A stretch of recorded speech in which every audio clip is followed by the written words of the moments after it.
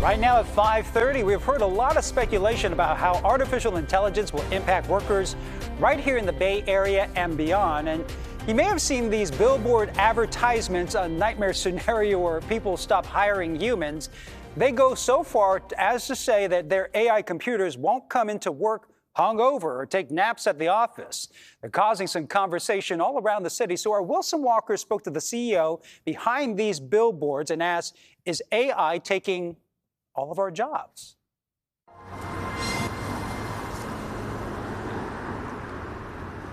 But look, it seems to declare quite explicitly what a lot of people fear about AI. Yeah, it does. It does. I think that going into this, we knew that if we made the billboards like everyone else makes their billboards, no one's going to care. Like if I put a billboard up that said, we're going to improve your outbound sales, then we wouldn't be talking right now. It wouldn't matter. Like we'd spend the money and we'd get nothing from it.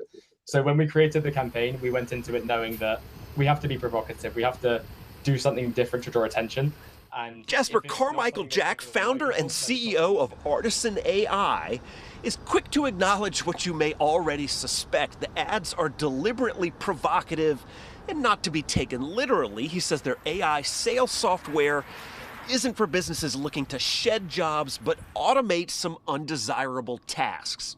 And they're excited to use the product. They're excited to be able to hand off the menial work that they don't enjoy doing and focus on real human work and doing things that only a human can do. And I think that's what we're really going after. We're going after replacing the work that people don't want to do so they can do the work that they actually enjoy. But the ads do play off of a very widespread fear. An August poll found 48% of working Americans think AI will decrease the number of jobs available in their industry. So is that happening? And how would we know if that is happening, right? Businesses don't just come out and tell us their private strategies, much less how AI might be affecting their workforce. So how do we learn what businesses might not be inclined to tell us?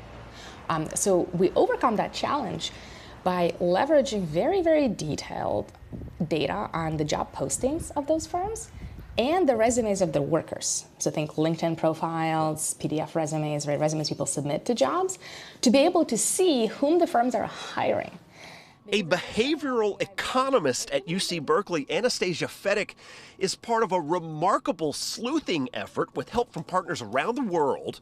They're following enough resumes and LinkedIn pages to have a track on some 60 to 70% of the American professional workforce. So they've been able to see which businesses have been hiring AI expertise often years before those companies might publicly talk about those programs.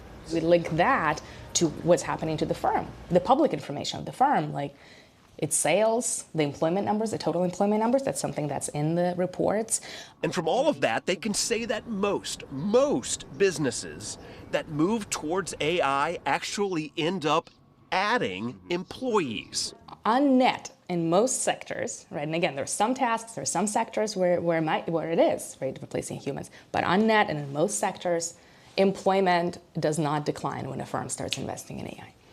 The reason, she says, is that AI is generally good for business. It often starts when a company hires someone with an AI background. They leverage the AI tools for innovation, and then you have your additional product patents, you have your additional trademarks, you hire your additional product managers to manage that product, your additional salespeople to sell that product.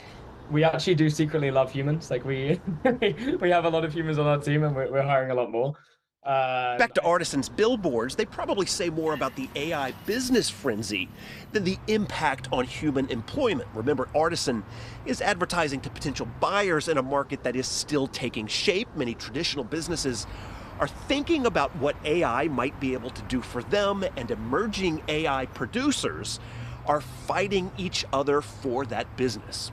And so there's a lot of competition to capture market share among the firms that are producing the technology, which, yeah, of course, will lead to much more catchy advertising.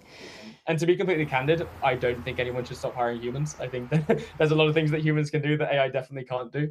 And when we get to the point where people should stop hiring humans, we should have universal basic income by then, and there should not be a 5-day work week.